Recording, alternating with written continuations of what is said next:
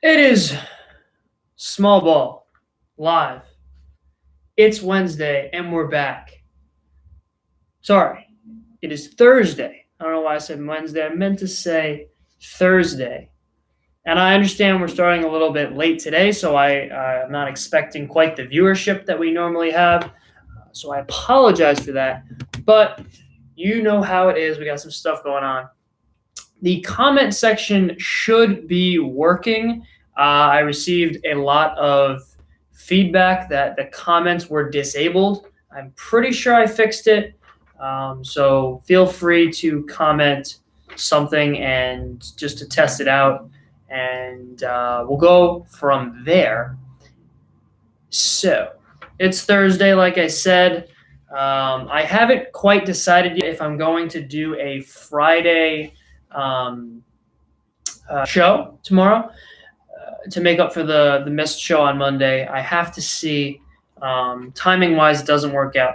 We have some housekeeping things to attend to before we get started. So I want to get your feedback on whether you think the live show is a good idea to keep going with, or if you think videos, pre-recorded videos, would be sufficient. And I also wanted to let you guys know that once the season arrives, in March, I'm actually going to be streaming at noon, which is a big switch. But obviously, I want to be able to watch the games, at night, and I want you guys to be able to do the same. So we're going to be streaming at noon, most likely, once the season starts. But until then, we're going to continue with the 9 o'clock, or in this case, 10 o'clock schedule. So the season starts tomorrow. Baseball season starts tomorrow. A lot of you guys probably thinking, I thought it started in a month. No, it does not. It starts tomorrow. The college baseball season starts tomorrow, February 14th, Valentine's Day. That, to me, is when baseball season officially begins. And I know a lot of you probably aren't quite as excited for it as I am. But I do encourage you to check out college baseball. It's vastly underreported. The viewership is almost none. And while I understand that it might not be necessarily your forte, I am going to be talking about it a little bit on this show, to appease the viewers who are interested, but also maybe to spark some excitement in those who are not. So I do encourage you to check that out. Tomorrow there's a bunch of games on. There's only really one interesting game on. We're going to get to some college baseball stuff later in the show, but I do encourage you to check that out. Tomorrow at 7 o'clock is Vanderbilt, Michigan. That's probably the only really game of note. But I definitely encourage you to check that out and drop some comments, some questions you might have. I might even be able to answer them today if we get to it. But we got a lot to cover, so let's get started. Every sport has positions, okay? In football, we have our quarterbacks, receivers, running backs, corners, offensive line, defensive line, the whole 9 yards. No pun intended. I just thought of that, actually. I didn't plan that out. Should be whole 10 yards. But basketball, we have point guard, shooting guard, center, small forward, power forward. Hockey, we have winger, center, defenseman, goalie. All that great stuff. And in every sport, general managers and people try to fill those positions. You never want to have a hole, right? You always want to have a deep roster. We talked about depth yesterday in baseball. We always trying to look where we can improve. What positions do we need? What are positions of need? That's a big term that we use. Yet, as we acknowledge and all recognize that all of the positions are, of great importance, there always seems to be, in each sport, one position that stands out as the most important. For a large part of my young life, I played football, and I still do, and I am, by If I have to encapsulate my position, I play quarterback. And when I was growing up, and I would tell people that about my football endeavors, and they would see me with pads or with my jersey, whatever the case may be, and they say, "Oh, what position do you play?" I'd say quarterback. And regardless of how much football they knew and how well-versed they were in the sport, they know what that means. They say, "Oh, quarterback, I've heard about that." Because we talk about that all the time. That's all we talk about. And for good reason. The quarterback is clearly the most important position on the field. But if I had told them I play left guard, many of them probably would have no idea what I'm talking about. So every young football player dreams of playing quarterback. And in basketball, every young player dreams of playing point guard. Everybody wants to be the point guard. It's very attractive to a young basketball player. In hockey, we talk about the first line center or the goalie, if he's really good. So in football, we have quarterback really stands out. Point guard really stands out. Hockey, depending on how good the goalie is, it could be goalie, it could be first line center. There's these positions that stand out. Every young football player wants to be a quarterback. Every young basketball player wants to be a point guard. Every young hockey player wants to be a first line center, right? And in baseball, every young baseball player wants to be a shortstop. That's the position that we think of as the most important, the most popular, the wealthiest, in terms of big contracts, the leader of the team. But there's a problem here. Us baseball people, we all know that that's not the most important position on the field. It's very clear to us, especially, defensively speaking, because that's what positions are in baseball. They're defensive positions. And growing up, I played catcher. And whenever, people ask a young shortstop what position they play, and they say, "I'm a shortstop." They say the mentality, the narrative is, "Oh, you must be really good. Oh, you must be, the best player on your team. You're the shortstop. You must be athletic. You must be, you must be able to hit. You must be able to defend." And when people would ask me what position you play, I say catcher. The narrative is, how are your knees, right? Oh, you must be tough. You must be, it's such a difficult position to play. I have a lot of respect for that, right? So why do we think of shortstop as the most attractive position? Well, it's easier than catcher. Catching is hard. There's not a lot of people that want to do it. There's not a lot of good hitters in the league that play the catching position, mainly because not a lot of people want to do it. There's a smaller, pool to choose from. There aren't a lot of people that want to play catcher over a shortstop, over a first base, over the outfield, whatever the case may be. And of course, pitcher is the most important position defensively, but that's a whole other story. I'm talking about player positions right now. So we think of shortstop. That's the quarterback, point guard, first line center of our game. Why? Because it's important, but it's also attractive. It's easy. You don't do much, right? When the ball gets hit to you, you can make a flashy play, but other than that, you're kind of out there chilling. Catching is hard. It's difficult. Not a lot of people want to do it. But we baseball people all know that that's the most important position. That's where we want our best athlete. That's where we want our best defensive player behind the plate. So, given all that information, we understand that catchers are we need to have a good catcher. We don't want to have a good catcher. We need to have a good catcher. But not a lot of people think about it that way. The mentality still, even though we acknowledge how important the catching position is, we still think of our team based around our shortstops, right? Whenever you think of a franchise, you think of who is their shortstop, who have been their shortstops. We think of the Yankees. We think of Derek Jeter, right? The Cubs right now are headlined by Javi Baez, who's probably, in my opinion, not even the third best player on his team. But who's the shortstop? We always look around. Who's the shortstop? We never really talk too much about the catcher, even though we all understand how important it really is. So where am I going with this? You're probably asking. You're probably like, all right.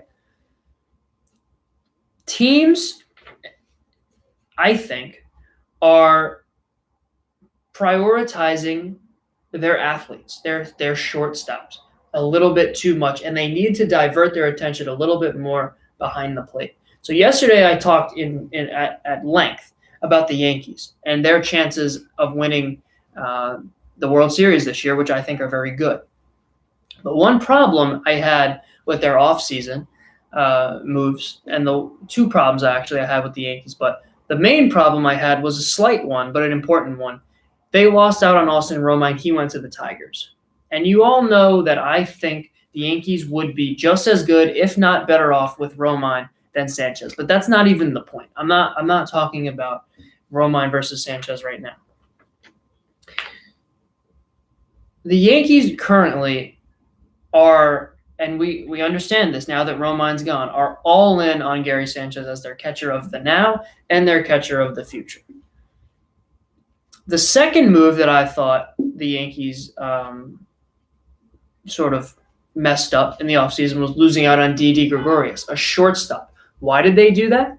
Because they have Gleyber Torres, and he's a lot of people in that organization think he's going to be the face of that franchise. So where do they need him to be? They need him to be at shortstop, not second base. They want him to be at shortstop.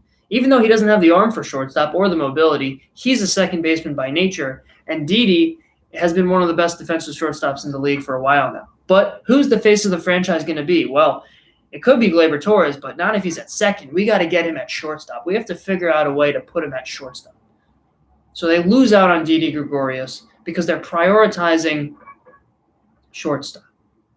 And now they're stuck with Gary Sanchez at catcher. And maybe that's a good thing. Maybe that's a bad thing. I think it's a bad thing. But regardless of that, whatever the case may be, I'm going to read you the last 10 World Series catching matchups because you can get by in basketball with a good center, shooting guard, power forward, small forward. But if you don't have a point guard, if you don't have a guy leading your team, you can win a lot of games. You're not winning a title. You can get to the playoffs in the NFL without a good quarterback. Jimmy Garoppolo got to a Super Bowl this year. But who won the Super Bowl? It was Patrick Mahomes. Who wins Super Bowls? Brady, Breeze, Wilson, Rodgers. You need a good quarterback. In baseball, a lot of people think you need a good shortstop. And that'll help you win some regular season games. But to win championships, you need a good catcher. That's what's the most important. And people aren't really prioritizing that. Why do we see our quarterbacks, point guards, and first-line centers as the most important positions on the teams? Because they have the ball, or in hockey, the puck, more than everybody else. They're able to make plays when other people aren't. The point guard has the ball in his hands on every possession. He can make plays. The quarterback has the ball in his hands on every possession. Every play, he can make plays. The first-line center has the puck more than anyone else on the ice. He can make plays when other people can't. Shortstops, on average, touch the ball 2.3 times a game. Catchers touch the ball on virtually every pitch. Catchers is where these organizations need to be diverting their attention, because that's not how you win regular season games. It's how you win championships. The last 10 World Series, here we go. 2019. Oh, and it's not only like when we think of catcher, we think of leadership. Right? We think of intangibles. We think of, the ability to manage a pitching staff. Shortstop is about athletic ability. It's about making plays, right? Not only do you need to have a good catcher, who a lot of people think Gary Sanchez could be, but you need to have a leader. You need to have a guy who can manage a pitching staff, have those kind of intangibles, which even Gary Sanchez fans are going to have a hard time arguing he possesses.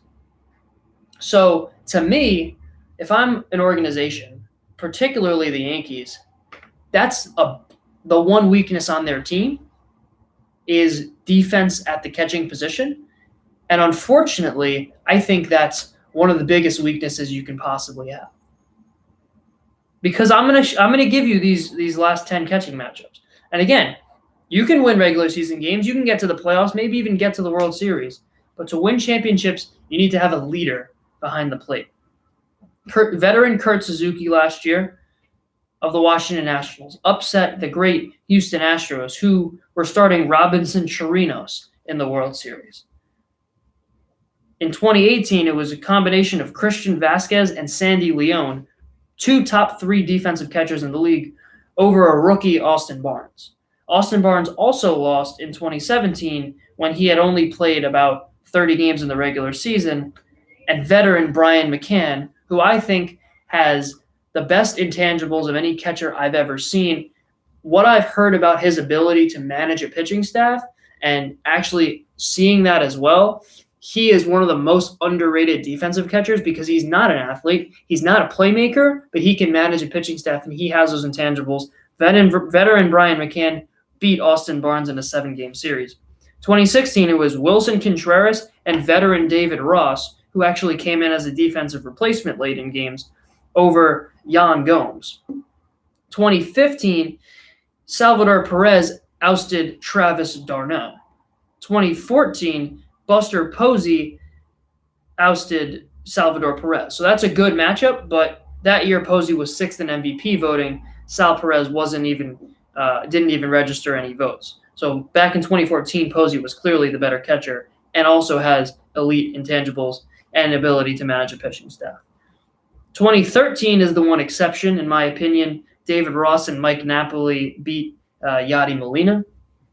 2012, Buster Posey won another title and swept a combination of Alex Avila and Gerald Laird of the Tigers. 2011, Yadi won his title and beat out Mike Napoli. And then in 2010, Buster Posey beat out a combination of Benji Molina and Matt Trainer. So 9 of the last World Series, the better catching tandem or catcher, depending on circumstances, have won that series, won the championship. If I'm the Yankees, there are a lot of strengths on that team. The one weakness they have, defense behind the plate, is, I think, a weakness that can really hurt them. There are a lot of weaknesses that they can overcome. You can overcome, a not so deep pitching staff. You can go with a 3-man rotation in the postseason. You can overcome, a lack of power by creating runs. You can overcome potentially a lack of defense if you have pitchers that are able to create swing and misses.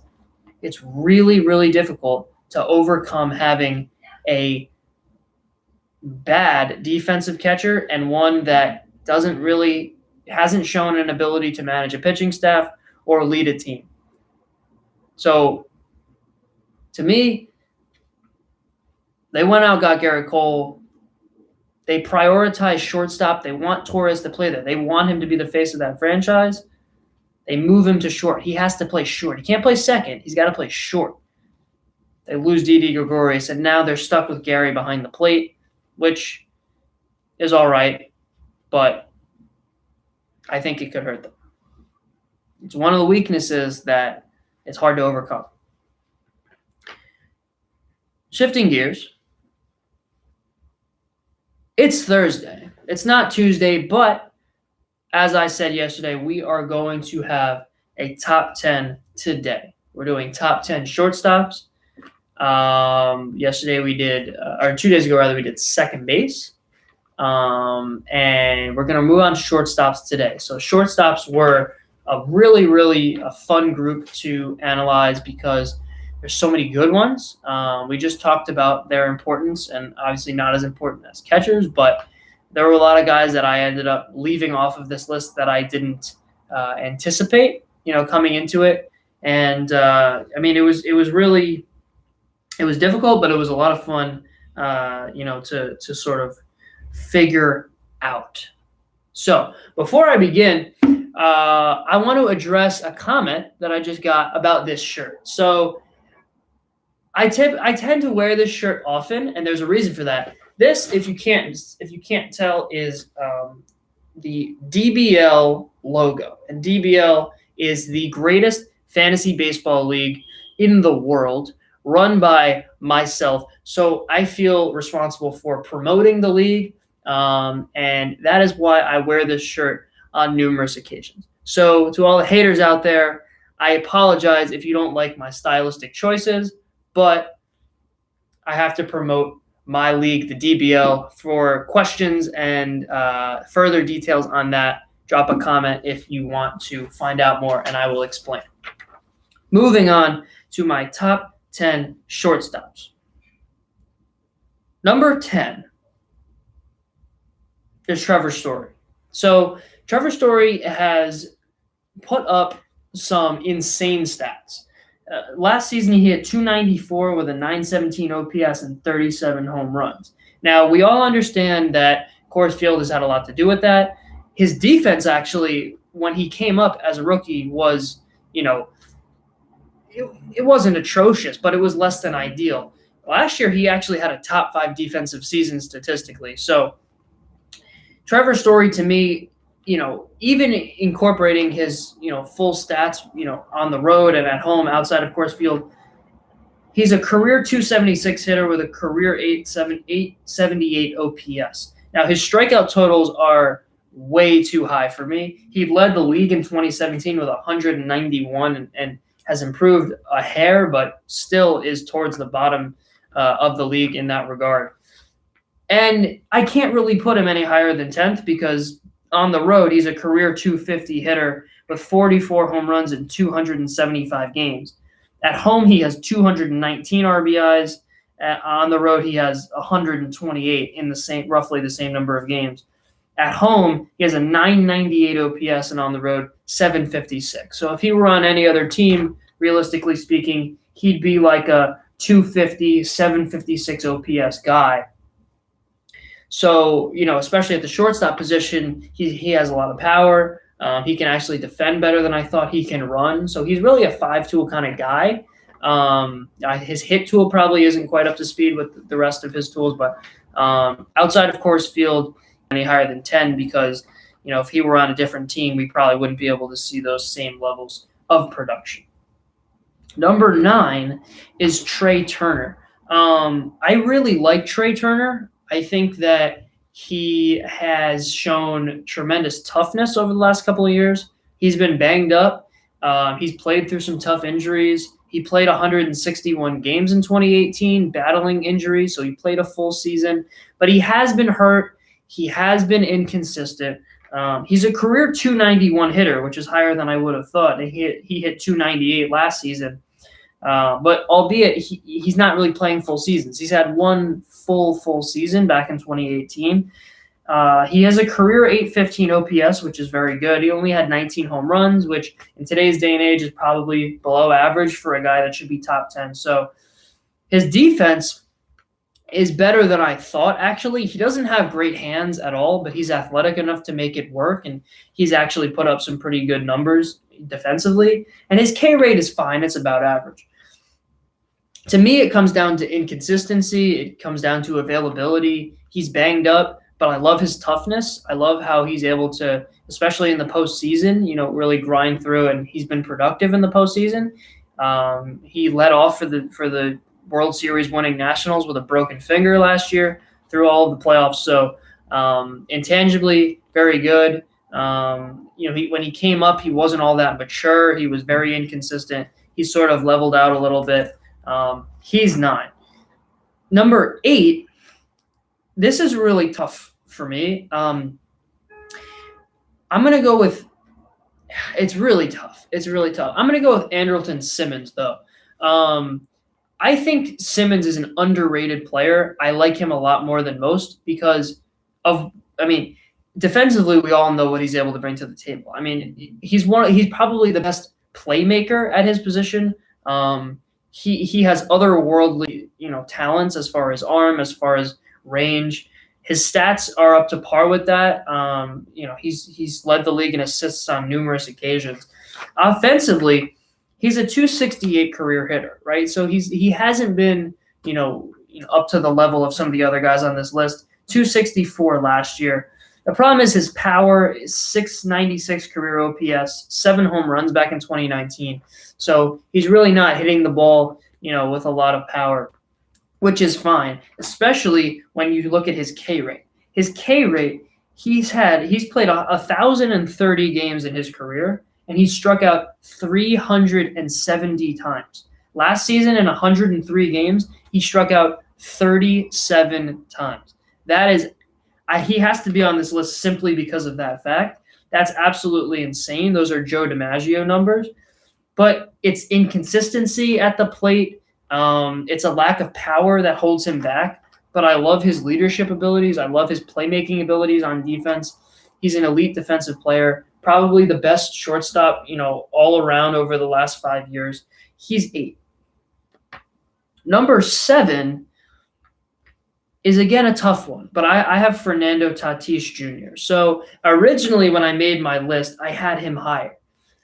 The problem to me with Tatis is he's a really good example of this, what we've been talking about over the last couple of weeks, of a young player who comes up and shows a lot of promise, but has a very high effort swing. And I think it's going to be difficult for him to make adjustments as his career progresses. That's not to say he's not going to be a great player. That's not to say he's not going to be an all-star. That's not to say he's not going to be a Hall of Famer. He has that level of talent, and he has the ability to do all of those things.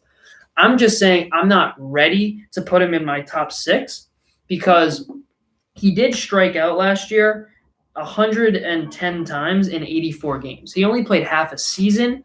He had a 317 batting average with a 969 OPS and 22 bombs in half a season, which is remarkable. But I think he's going to struggle a little bit to make adjustments. I'm not sure if he were to have played a full season, if he would have kept that pace up. So to me, there's a lot of question marks here. But that's not to say at all that I don't think he's going to live up to his potential. I think he has tremendous potential by means of his talent. I think he has tremendous potential because of his baseball IQ and intangible abilities. I've heard him talk on numerous occasions in interviews. I've seen him on MLB Network describing his game. He seems like he's the real deal, but I'm not ready to quite put him in that category yet of somebody that I would want, going into this particular season. There are 6 guys that I would feel a little bit more comfortable having at the 6th spot, but I think very quickly he can be able to jump up this list. Defensively, I think a lot of scouts are worried that he's too tall to play the shortstop position, but he's a super athlete. He has remarkable hands and a rocket arm. So I think we see, a little bit of Carlos Correa here defensively. I think that he's mobile enough to do it. I think late in his career he might have to move to 3rd, but I don't think he's too tall to play the position because he's just a freak athlete. And he made some absolutely absurd plays last year that really showed his promise on the defensive side of the ball as well. So I think very highly of him, but I'm going to leave him at 7 just because we don't know yet. Number 6, again, very, very difficult. I have Marcus Semien. Now, I thought coming into this list that he would be higher. He was my breakout prediction last year, which actually came to fruition. He had an incredible season, was 3rd in MVP voting. I thought that, his defensive numbers were just impossible to overlook, throughout his career. And offensively, he's been improving at a very steady rate and finally had the season that I was hoping for last year. He hit last year. In his career, he's only hit 256, but last year, 285 with an 892 OPS, 752 lifetime OPS. He hit 35 home runs in a very difficult ballpark to hit in Oakland. His K rate is good, not great, but very solid. He played 162 games, which, I think says a lot as well. Defensively, he's led the league in assists 4 times. In his last 3 full seasons, these are his assist totals: 436, 458, and 477. In 2017, he missed a big chunk of the season due to injury, but in his last 3 full seasons, those are absolutely absurd defensive numbers. And so defensively, I might actually put him as my top defensive shortstop in the league because he's not flashy. He's not really a playmaker, but his stats are undeniable.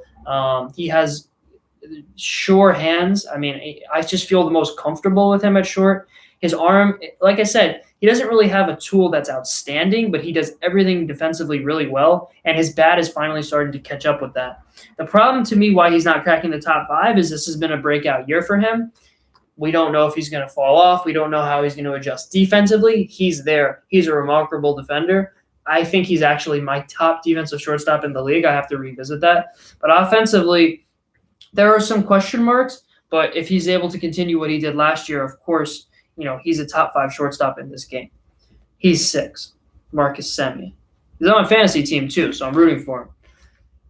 Number 5 is Javi Baez. So I was going back and forth on 5 and 6 between Baez and Semien. They're fairly different players. Baez, to me, the one thing that edges him, over Semien is the intangibles and leadership qualities that he has. It's remarkable. I was talking earlier in the show about how important that is behind the plate to have those leadership abilities, to have the ability to manage a pitching staff. Javi Baez somehow is able to manage a pitching staff from the shortstop position. It's remarkable.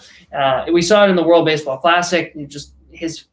He brings a competitive fire that I've never seen before. In the game of baseball, he is an absolute firecracker. He plays with more energy than anyone in the league. Intangibly, he's absolutely elite.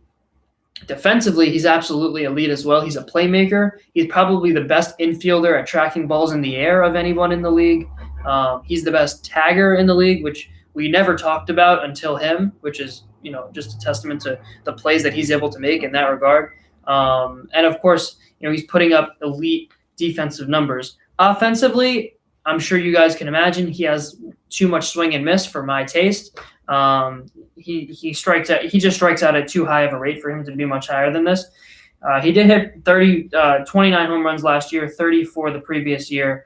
He had 85 RBIs, 111 in 2018, and 89 runs last year, 101 runs in 2018. So he's putting up big numbers. I think a lot of those numbers are because of the lineup that he's a part of. It's a very strong lineup, and his average is lifetime 270, last year 281. So I think he's benefited a lot from being in that lineup. He has power, but the swing and miss it doesn't really compensate for it. And, I think he's benefited a lot from the system that he's a part of, but he has just as much talent as anyone on this list. He's 5 to me. I can't put him any higher because of the K rate, but his intangibles, his defensive playmaking ability, and he has a lot of power at the shortstop position. Those are the things that carry him into the top 5 for me.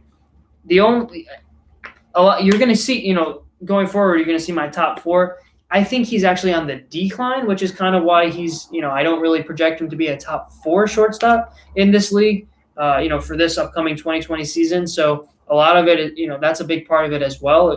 Going forward, what are they going to look like this year? His numbers have come down a little bit from his ridiculous 2018 season. So he's 5, Baez.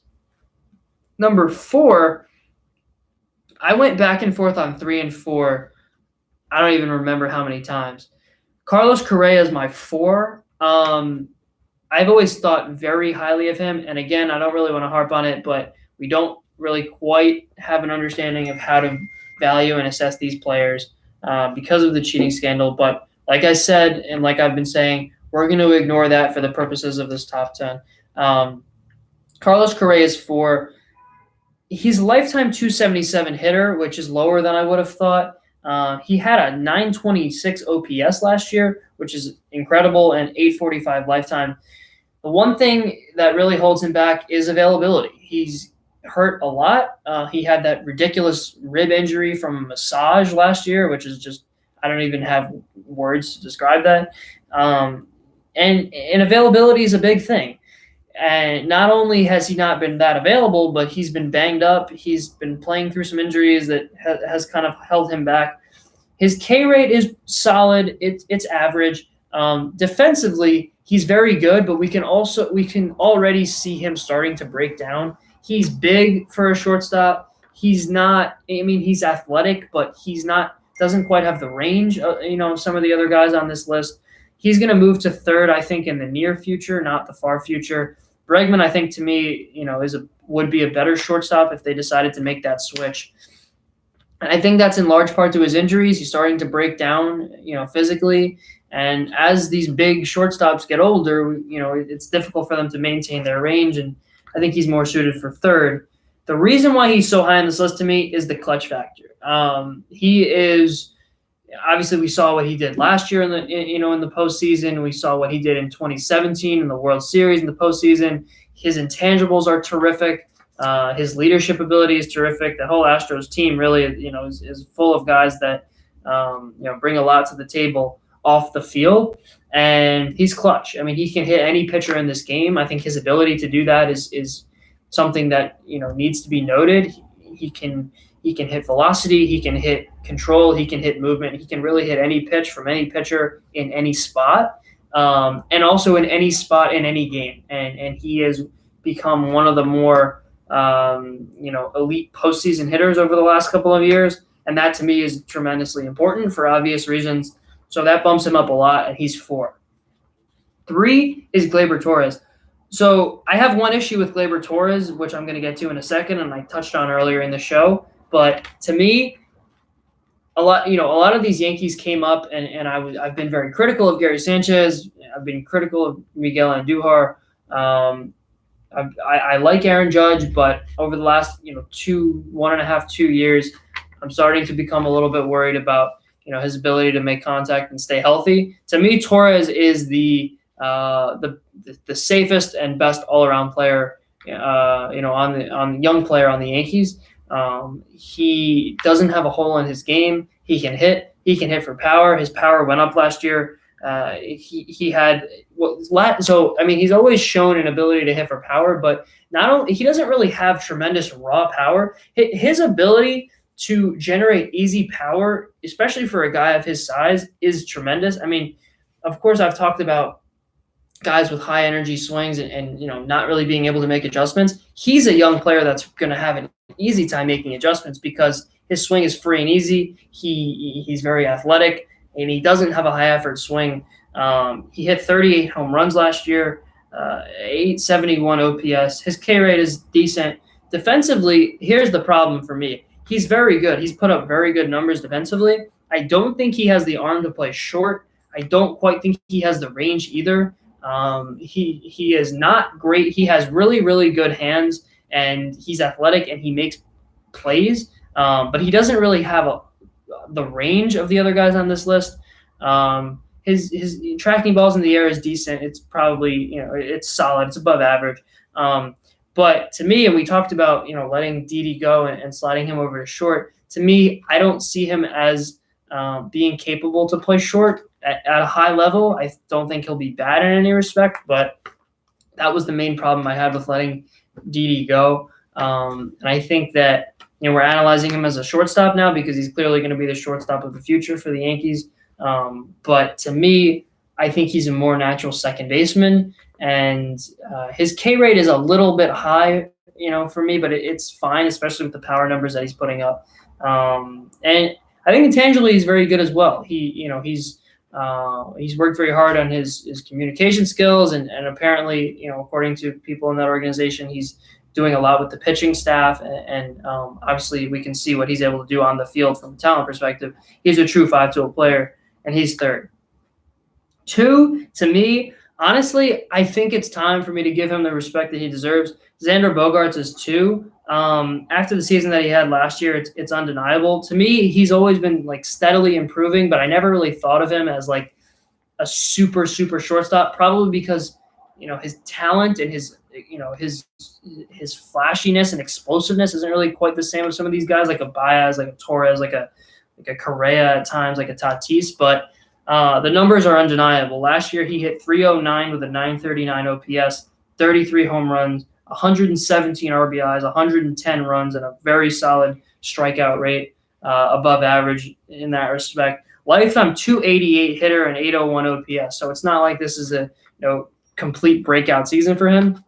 And again, I think I underrated him a little bit before this year just because, he doesn't look like a prototypical top 2 shortstop. He's not quite the athlete of some of these other guys, but his bat control is better than anyone on this list. Similar to Correa, his ability to hit any pitch, any pitcher, any speed, any location. His base running is very good as well. I forgot to mention about Tatis, by the way. He runs the bases better than any young player I've ever seen, and he's fast, so it helps. But his base running ability is tremendous. So, and he actually scored 61 runs last year. This is Tatis in 84 games, which is absolutely absurd, especially on a Padres lineup. In a Padres lineup that's not particularly strong. But back to Bogaerts, his base running ability is good. Defensively, he's very, very solid. He's not really quite a playmaker. He tracks balls in the air very, very well.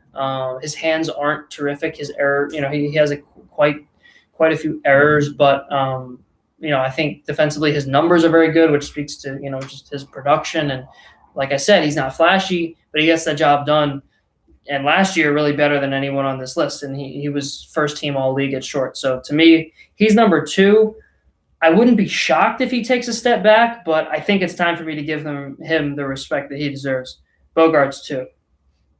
Number 1 is Francisco Lindor. And I've heard a lot of people's, shortstop lists, and people are saying, Bogaerts, and a lot of Yankee people are saying Torres, and a lot of people say Baez. It's not really close. To me, Lindor is the best shortstop in this game. He has the best collection of tools, no holes whatsoever. Hit for power, speed, fielding, arm. They're all elite, no holes whatsoever. He's a tremendously clutch hitter. He's been great in the postseason. Intangibles are great as well. He's an athletic.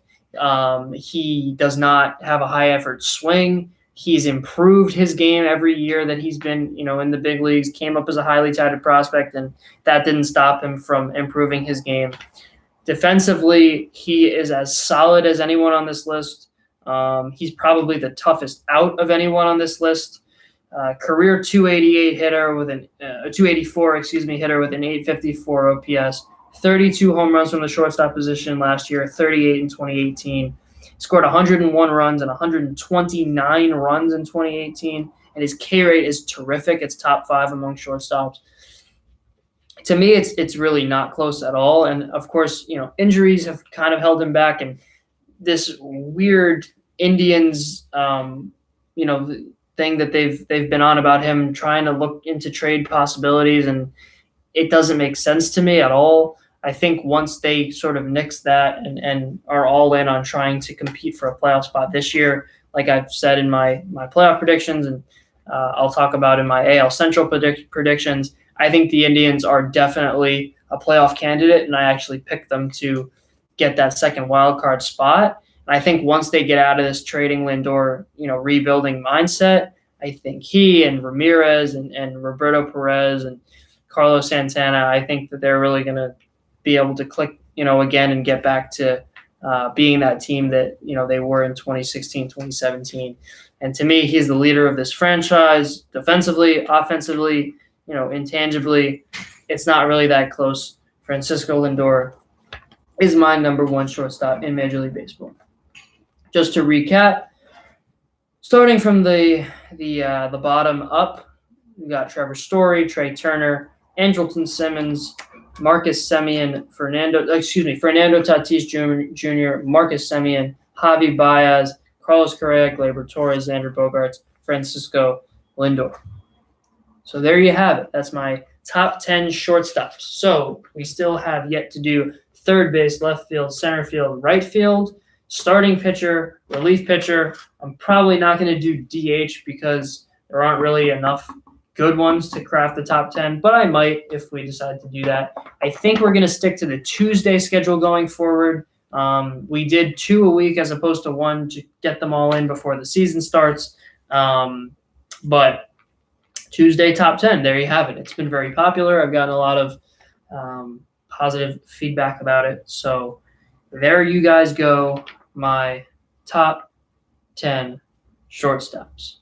Now, I want to talk a little bit. We have about 15, 16 minutes left. I want to talk a little bit about college baseball starting tomorrow. And I know a lot of you guys probably aren't that interested, but hang with me here. I encourage you to check it out. It's way less popular than I think it should be, but whatever the case may be, I'm gonna give you guys, especially for those who are interested, my take on the season starting tomorrow. I'm very excited. There's really only one game of interest to me, and that's Vanderbilt, Michigan. And to me, coming off, the title last year, I'm not gonna get too hot with my takes here. I think Vanderbilt is the clear favorite to take it again this year and repeat. What really wins in college baseball is superstars. Vanderbilt did it last year. They did it in 2015 with Dansby Swanson. Superstars win in this league, in college, and Kumar Rocker to me is the real deal. Coming out of high school was a second round pick, and I think I was able to actually last year in the College World Series. I was actually able to see him pitch live, and I actually had the opportunity to say hi to him on the field. He is a large specimen. He is 6'3", 250, free and easy triple digits, whenever he wants it, late in games. To me, he's going to be, a Cy Young contender in this league. Obviously, it's early for that, but, Austin Martin could be a top 3 pick this year at short for them. And he, at the front line of that bullpen, and that rotation, and he's only a sophomore. So I think Vanderbilt's going to repeat. I think Arizona State is, kind of a dark horse for me. Their preseason ranking is 9, but they have, not only do they have superstars, but they have 3 guys in their infield that could go in the top 2 rounds of the draft. And in Alika Williams, Gage Workman, and of course Spencer Torkelson, who's probably going to be the first or second overall pick. They can hit for power. They can hit. I mean, they're going to score a lot of runs. Arizona State, and their bullpen is very questionable. RJ Dabovich at the front line of their rotation, coming off a knee injury, I think is going to have an up year. Watch out for Florida State, number 12. I think CJ Van Eyck, I'm a little questionable about him. And I think, Robbie Martin, I think, behind the plate is very, very solid as well. My dark horse team is North Carolina State, NC State. They're unranked right now, but I think especially led by Patrick Bailey behind the plate, I think they're a team to watch out for. And number 7, Arkansas, I think especially with Casey Martin, Heston Kjerstad, in center field, Martin at short. I think that they are a contender as well, especially, coming off a College World Series appearance last year. They have that experience. I think they'll be ready to go as well. But I think Vandy's going to repeat. Not really a hot take in any regard. And I feel like, I got to talk about college baseball because I want it to become more popular, and I'm trying to, get people excited for it. And I know it's difficult because there isn't a lot of media around it. I'm probably the leading media in college baseball right now, to be perfectly honest. But season starts tomorrow, so check it out. Vanderbilt, Michigan at 7 Eastern. And I encourage you to check that out because, in all sports, we're interested in the draft and the prospects and all that. And for some reason in baseball, it doesn't really work out that way, which is disappointing because I think that, there's a lot of interesting stuff going on. And College World Series to me is more interesting than any of the tournaments. So season starts tomorrow. Check it out. But I'm picking Vanderbilt to win it all again, and that is probably the coldest take you'll hear from me all week. And on the topic, I am going to start a new segment right now, and we're going to do this every day. Going forward, probably up to the season. I'm not sure if I'm going to continue it once the season starts. For those of you who didn't hear, we're going to be streaming at 12 once the Major League Baseball season starts, 12 p.m., noon Eastern, but more on that later. So anyway, very cold take about Vanderbilt, but this new segment we're going to do, I'm going to do it every day. I'm going to give you, and I haven't thought of a good name for it yet because the name that I currently have for it is kind of boring, but it's my hot take of the day. So I'm going to give you a hot take every day.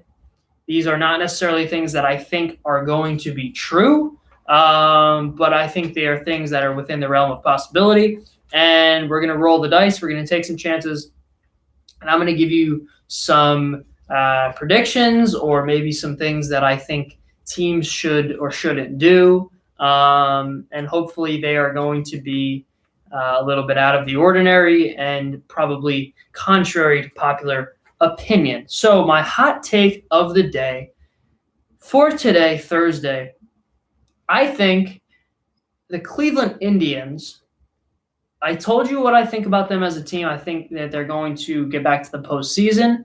But my hot take of the day is I think the Indians are going to have the best team ERA in Major League Baseball. So I've actually been a little bit critical of their pitching staff. I think that they're a little bit overvalued because a lot of guys had breakout years last year. Mike Clevinger, Shane Bieber. To me, they have a solid, very solid and deep pitching staff, which we talked about yesterday is very, very important. And if Bieber and Clevinger are the elite pitchers, that a lot of people think that they can be, obviously that helps my case even more. But defensively, let's look at this team for a second. Lindor, we talked about it short. Jose Ramirez is competent, and Roberto Perez behind the plate. To me, he's the main reason why we've seen such success from the Indians pitching staff and bullpen over the last couple of years. I mean, Cody Allen is not really a guy that we thought of as a top-level back-end reliever. All of a sudden, he's a top-5 closer in the game. Roberto Perez, to me, has done more for his pitching staff than any other catcher in the game, maybe outside of Molina over the last couple of years. Defensively, I think that the A's are maybe a little bit stronger, but I think the Indians are a very close second for the best defense in the American League and maybe even all of Major League Baseball. The A's pitching staff, to me, and bullpen is not where it needs to be to lead the league in ERA. But the Indians have a deep, deep staff, a very deep bullpen as well. Roberto Perez is, defensively a top 3, top 2, maybe even top 1 catcher in this league. They got Lindor. Carlos Santana, we talked about this the other day, made the switch from catcher to first baseman. He has been an above-average defender at his secondary position. He's not even a particularly strong athlete, but somehow he's managed to turn himself into a very productive defensive first baseman. Tyler Naquin's a great defender in center field. I think the addition of Cesar Hernandez at second base as well. Up the middle, it's Perez, Naquin in center, Lindor, and Cesar Hernandez, who's been putting up top 3, top 5 assist numbers at second base. He's a huge, huge addition for them. I think one of the more underrated signings of this offseason. And again, their pitching staff, we all think of as a really great pitching staff. A, they're young, they're improving. B, I think this defense, especially Roberto Perez behind the plate, helps them a lot in that regard. And their bullpen, they have veterans, they have guys that can really throw, they have guys that can light up the radar gun. Emmanuel Clase, to me, is one of the underappreciated prospects in the league. I think that he's going to be a top-level back-end reliever in the next couple of years. If you don't know Emmanuel Clase, he's a rookie who sits in the triple digits. He hit 103 last year. Again, this trading Lindor thing to me is not real. I don't think I don't think there's any real meat behind that. I think once they get that out of their heads, once their culture, right now their culture is, they're similar to like the Cubs, right? Where 2016 they had this terrific season. They changed the face of their franchise, and since then they've been idling a little bit. They've been relying on some of their superstars to carry them and haven't really had depth. But now they have depth with these young arms that are coming up. Clase and Shane Bieber he was top 3 in Cy Young voting. For the first half of the season, he was the All-Star Game MVP. And I think you got Clevinger had a breakout year last year. The back end of the bullpen is really good. It's also really deep. And like I said, this defense is going to prevent a lot of runs. And defense is something that, it's something that we only talk about when it comes up, right? We know who the best defenders are in the league. We know who's good, who's bad, but we don't really factor it into our grand scheme analysis unless we need to. So I'm here to bring that to you. I think the Cleveland Indians in 2020 are going to lead the league in team ERA. And it's not because of their pitching staff, although that's a contributing factor. It's because of the depth of their pitching staff and their bullpen, but mostly this defense is terrific. And I think the A's probably oust them as the best defense in Major League Baseball. But to me, this team is not going to give up a lot of runs. And hopefully their bats can catch up. And like I said, I predicted them to make the playoffs this year. And I haven't done my AL Central predictions, but you can probably guess that they're going to be, towards the top of that list. I did predict the Twins to win that division. So not a lot of suspense regarding my AL Central predictions, but who knows? Maybe something will change by the time I do that.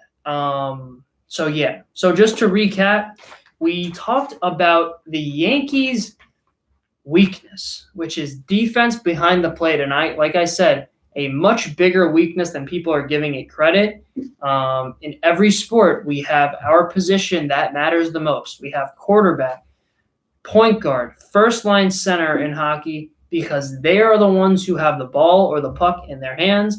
They are the ones who are able to make plays when other people aren't.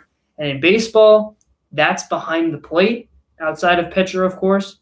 And to me, if you're a team that only has one weakness, you're probably in pretty good shape. But defense behind the plate is not a weakness that I'd like to have for a championship level team. So we talked about that. I gave you my top 10 shortstops in Major League Baseball. It was Story, Turner, Simmons, Tatis, Semien, Baez, Correa, Torres, Bogarts, Lindor, in reverse order. That was cool. We're going to move on to third baseman on Tuesday. We talked a little bit about college baseball starting up tomorrow. I think Vanderbilt's going to repeat. I think Arizona State, I think Arkansas, I think Florida State are all in the mix. And my dark horse is North Carolina State. And again, I encourage you to really check that out. Starts tomorrow, Vanderbilt, Michigan at 7. It's unfortunate how underappreciated college baseball is in the media and all that, but it is what it is. And then we talked about my hot take of the day, and it's going to be difficult to come up with a hot take every day, but you guys got to bear with me. I'm probably going to look silly on a lot of occasions, but to me, this one isn't like scorching hot, but I think the Indians are going to lead the league in team ERA in 2020, mainly on the basis of their defense, what they're able to do defensively. I think they're really underappreciated in that regard. Lindor, Naquin, Perez, Hernandez up the middle. Cesar Hernandez might be my most underappreciated addition of the offseason for the Cleveland Indians, and I think he's going to play a large role in them getting back to the postseason. So that'll do it for today. A couple quick housekeeping things before we go. Like I said, the comment section is alive and well. A lot of you notified me that it wasn't working, so thank you for that, and it is up. On Monday, I'm actually going to do a Q&A from the audience. So be ready to drop some questions for me. You can drop them in advance in the comments on my channel if you would like to do that, and I will address the most interesting questions in my Q&A on Monday. So, and again, like I said, we're moving the stream to 12 o'clock noon once the Major League Baseball season starts, but we're not quite there yet, so more on that later. And yeah, so I may do a show tomorrow. I have a lot going on, but I do want to keep you guys keep it to 4 shows a week because I missed Monday. So I'm gonna post on the Instagram whether I'm gonna do a show tomorrow at 9, or maybe we'll change the time, or whatever the case may be. So that's that. Thank you guys so much for watching, and thank you guys so much for the support over this last week. The viewership and the subscriptions really skyrocketed over this last week. If you haven't subscribed yet, if you haven't hit that notifications button yet, if you haven't suggested that your friends and family and others watch Small Ball, please do so if you feel inclined. And again, I really appreciate the support. Thank you guys so much for watching this week, and so much for watching today's Thursday edition of Small Ball. I'm going to be posting more small snippet videos. You guys can check out like snippets if you don't have a lot of time, like individual topics. Also on the Instagram page, some quotes, some important quotes as well. So thanks again for watching. That's all I got for today. We might be back tomorrow. I'll let you know, but we will definitely be back Monday, if not tomorrow, Friday. So thanks again for watching. Have a good night. Peace.